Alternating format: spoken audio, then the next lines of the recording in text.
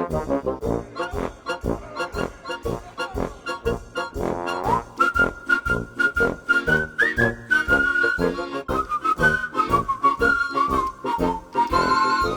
so this chapter we're talking about her and the golfer Rory McIlroy. So this is astounding to me. And I have to say, I'm equally astounded by Corey's behavior throughout all this.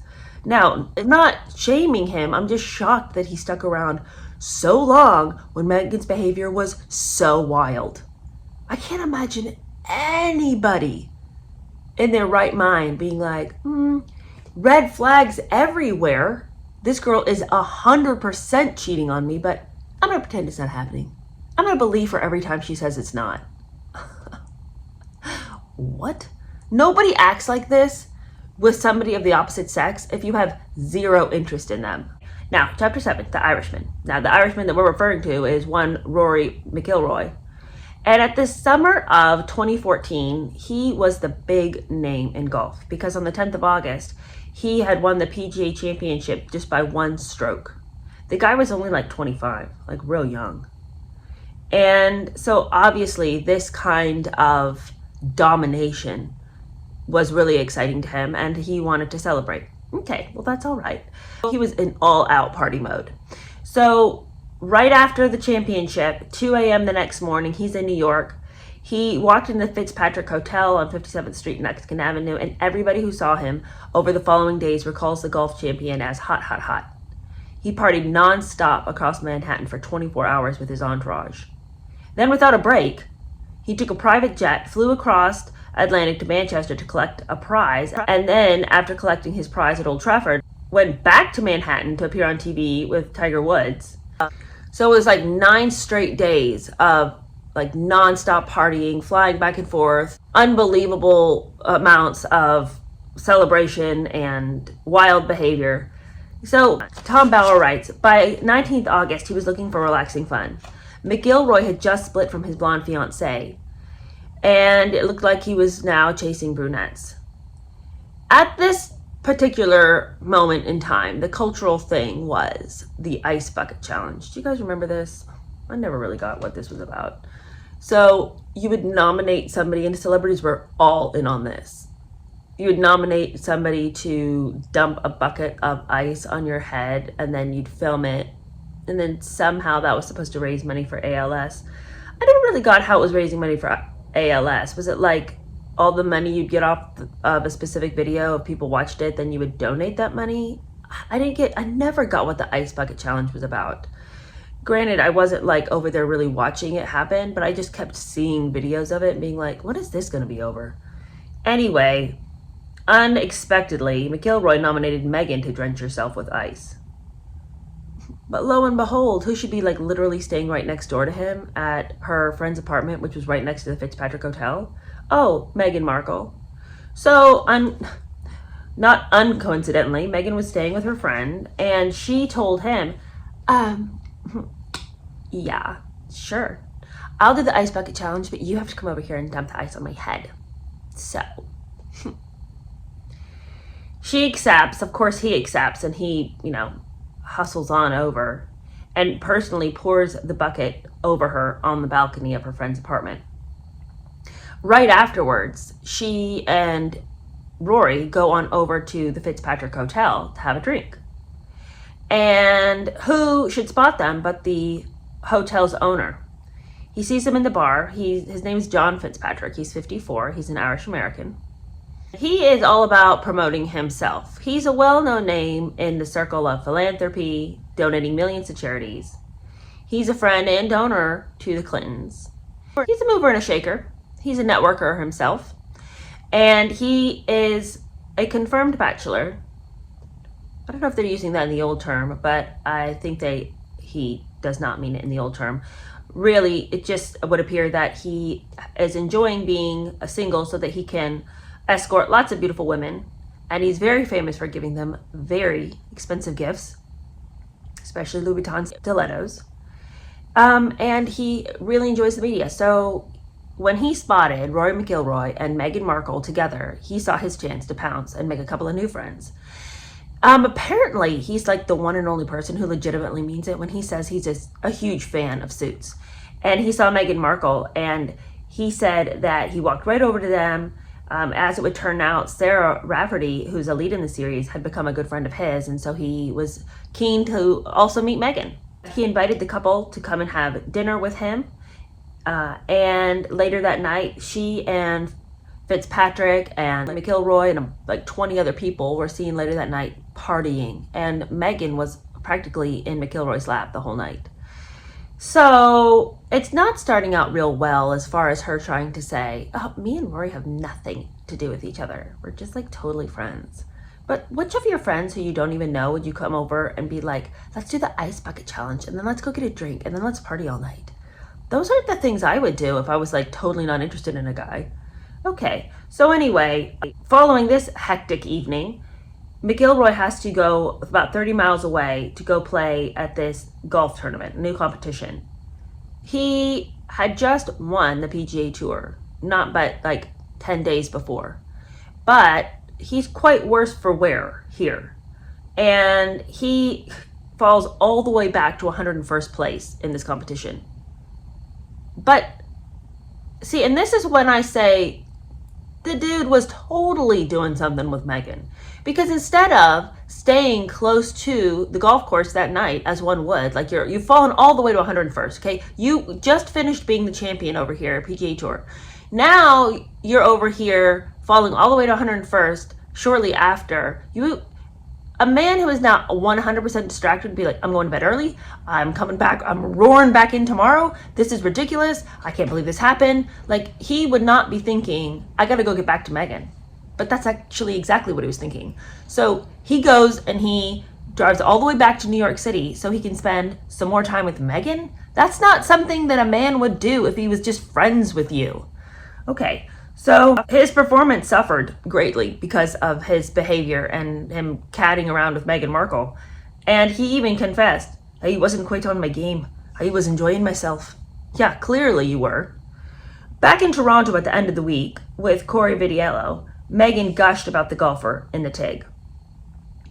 Okay, so I can't imagine. Let me just read to you what she wrote about Corey.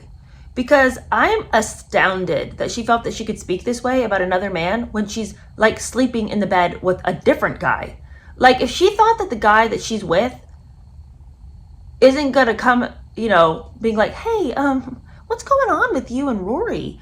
I mean, she must think that Corey is an idiot for her to carry on this way and then think she can come to him and be like, it's nothing, stop, nothing's going on.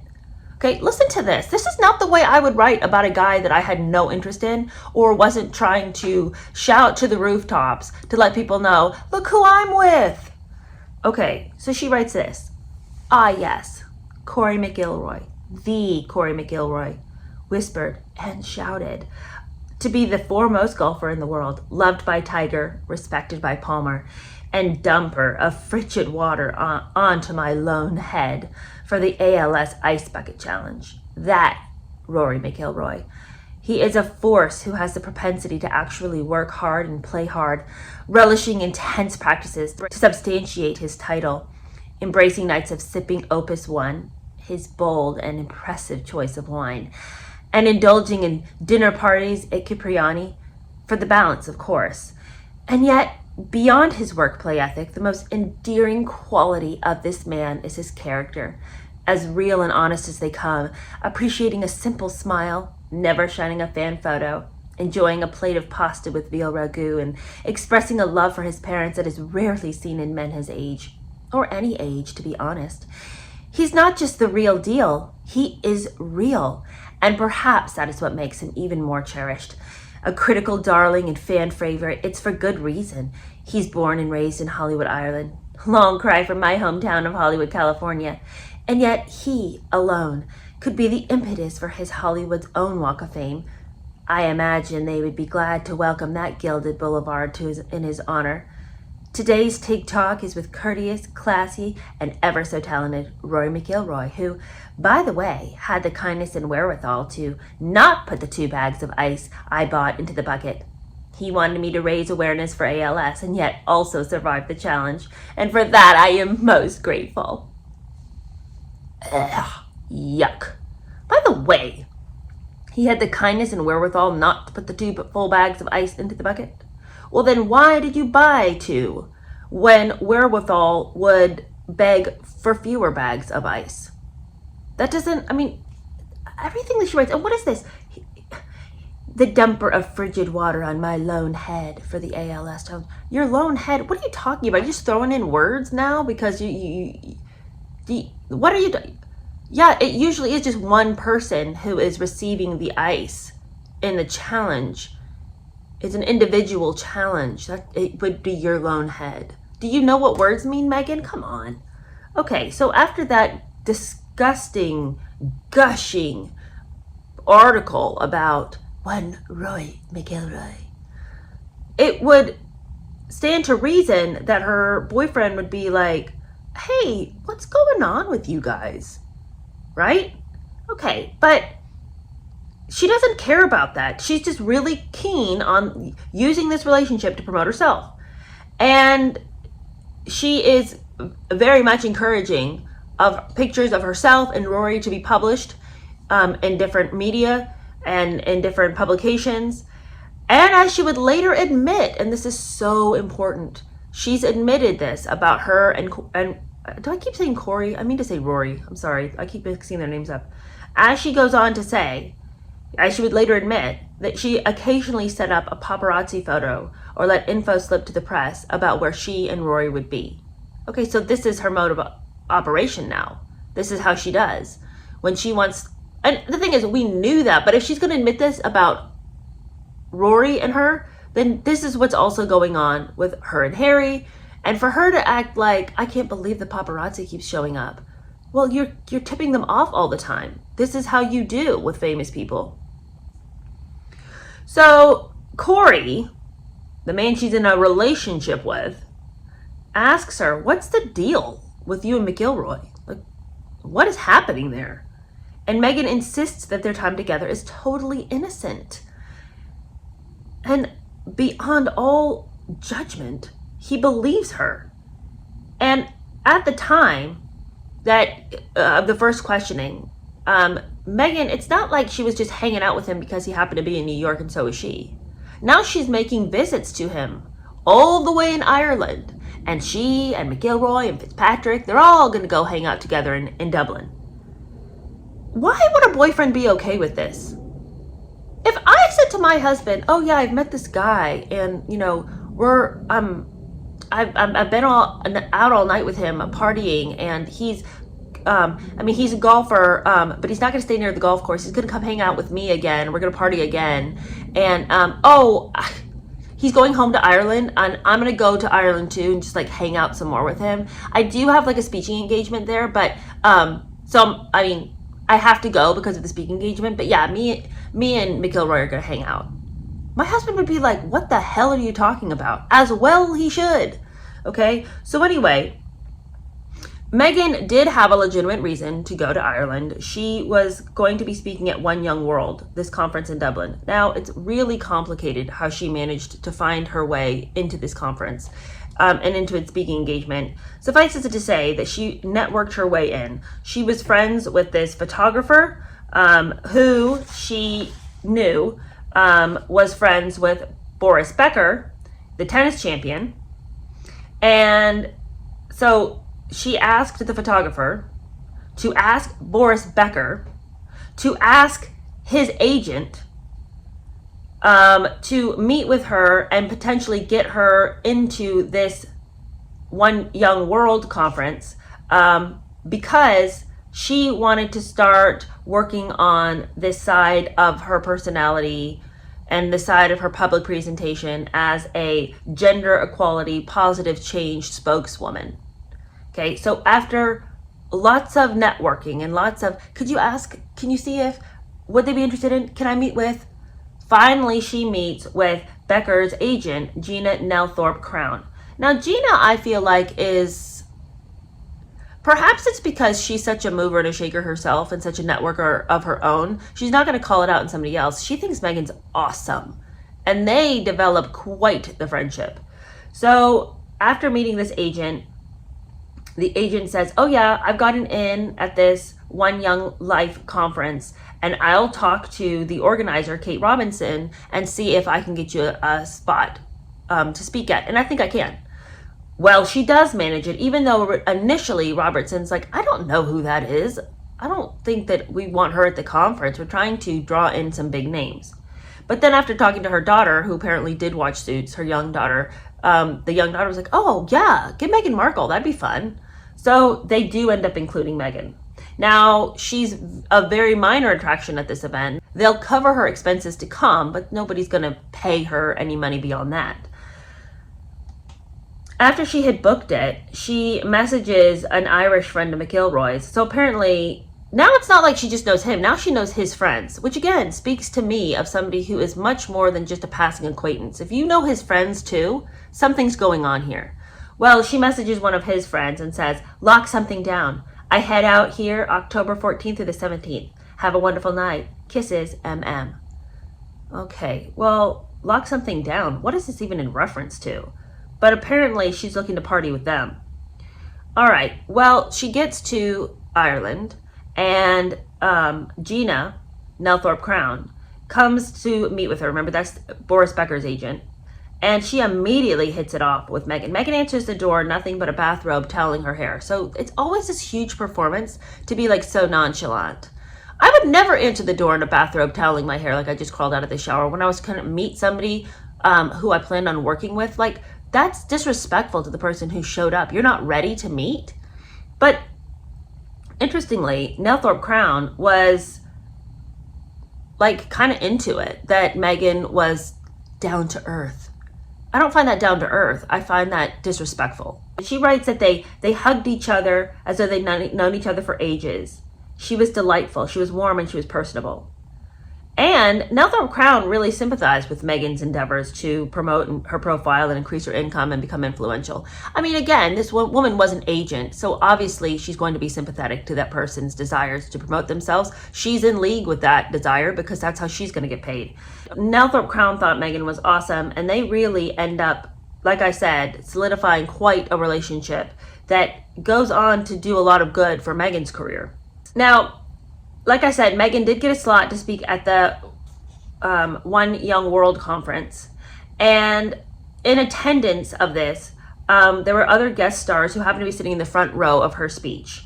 Mary Robinson, who is Ireland's former president, Kofi Annan, the former United States Secretary General, had flashed Meghan this engaging smile. And so Meghan was kind of moving with the people of some global importance. And this really made her self-confidence soar. Now, when she gave this speech, by anybody's intellectual estimation, anybody with a brain sitting there would have been like, oh, what'd you really even say though? But apparently it was exactly the sort of political BS that makes everybody feel warm and fuzzy. So she got quite a lot of applause for her speech, which jetted her spirits to new heights. When she gave her speech, it was all about how she identified as a mixed race woman. She spoke about her childhood and that whole box incident when she didn't know which one to tick. But she didn't really talk about how she personally had suffered racism. She didn't mention discrimination. She didn't say that it had always held her back in her career. She didn't question the status of a mixed race woman in Western civilization. She didn't go that deep into things. She just talked about how, don't let anything hold you back. Don't let anybody tell you what you are type of talk. Tom Bauer says the totality of her speech was to urge her audience to admire her own personal experience and to adapt her mantra of togetherness. I mean, but nobody's going to be against those sentiments. I mean, okay, sure, let's all be together and let's not let anybody hold us down. Okay, sure, fine, whatever. But the politicians in the crowd loved this nebulous and unspecific positivity speech. And that's exactly what they do all the time. They just talk, and don't say anything. So they gave her a rousing round of applause. And this just confirmed to her that she was now going to be jettisoned into new heights, new political heights, and her aspirations began to grow. And it might be why she snapped on this one guy right after she got off stage and was going to the elevator. This one guy, just being polite, he was in front, he beckoned that she could go ahead of him, just being nice. And she ripped into him and said, "I don't need that." And she delivered a tirade to the startled man until the end of the ride in the elevator. The entire time, just a tirade against him, that she doesn't need him to tell her where she can go. She has a mind of her own and her own abilities, and she doesn't need permission from a man. Jeez. So a little tiny bit of applause and it all goes to her head. Meantime, in the background is poor boyfriend Corey. He's just kind of hanging around. So I guess he did come to Ireland with her, which if he had gone alone, that would have cemented it all. Of course, she has to tell him he can come. So he's hanging around in the background. He'd flown from Toronto with Meghan. Some have said that it was on a private jet paid for by Rory. And he was introduced everywhere as this famous chef, but it was sort of collectively agreed that Corey didn't have much of a personality. He was kind of quiet, didn't say much. Well, would you though, if you were the boyfriend who was trying to piece together what exactly was happening in your relationship? I'm sure his mind was going a million miles a minute trying to figure out, okay, wait, what's happening here? Why is my girlfriend acting so weird? Who's this Rory McIlroy edging in on things? So I can imagine that he probably did seem a little preoccupied in his mind and wasn't a huge talker. I don't think I would have been. I feel like if I was in that situation, I would be there, but like in body only, but my mind would be a million miles away. Okay, so people were sort of disappointed by him. They didn't feel that he was the Gordon Ramsay type. And just not that big in your face personality. Poor Corey. He's just being trampled by everybody. Okay, so on the same night that she gives that speech, after she gives the speech, fills her mind with the ideas that she's the best, then it's time for, and then she rips into that guy in the elevator. She then goes to dinner that night with Rory McIlroy at this upmarket restaurant called Fade Street Social. Everybody who saw them together said she looked completely smitten. Couldn't stop staring at him. Couldn't stop, they were sitting right beside each other the whole night, very cozy, chatting all night. This is not the behavior of somebody who's in a committed relationship. And this reporter, Alexandra Ryan, who was a newspaper gossip column, said that they just looked like they were in a fantasy world together. This was Meghan's third night in Dublin. And on a previous night in Dublin, John Fitzpatrick would describe his dinner with her and later implied that she and McIlroy had secretly met. And also, McIlroy's friends said that Meghan and Rory had met unseen earlier during her visit. Okay, so she's only been there three days, and she's publicly been eating with him at a restaurant, all up in his business, all practically sitting in his lap the whole night. John Fitzpatrick says, yeah, previously to this, I was out with them, very cozy. I think they met again later that night. His friends are saying, oh, yeah, she was meeting with him. So 3 days, and she's been with Rory constantly and continually, if not openly, then secretly. And there are people who say that this happened. This is not the behavior of someone in a relationship. Poor Corey. And not surprisingly, Corey's like, what the hell is happening here? Okay, the newspapers are reporting that you're out with McIlroy all night long. I'm over here at the hotel by myself. What is happening? And so then Meghan starts panicking. Maybe she shouldn't be so obvious about things. Corey's like, are you having an affair? And she's like, no, I don't know why you would think that. This is just what I have to do for work. And so she gets her agent to reach out to Ryan, the one who had initially reported McIlroy and Meghan out at that restaurant. And the agent was like, make a correction, okay? This cannot get out. You don't need to be saying this kind of stuff. She's in a very serious relationship with Corey, the chef, not Rory, the golfer. And Ryan comes back out and writes a piece about, how Meghan and Corey are madly in love and how the two of them are sewn at the hip the entire time they were in Ireland. BS, because where has Corey been? Well, she's been in the lap of Rory. Okay, so Meghan was relieved. The golfer was not her future, and Corey was still her Toronto facilitator. So she's managed to make sure nothing goes away. The status quo can remain. She can wild out as much as she wants to, but so long as nobody calls her on it.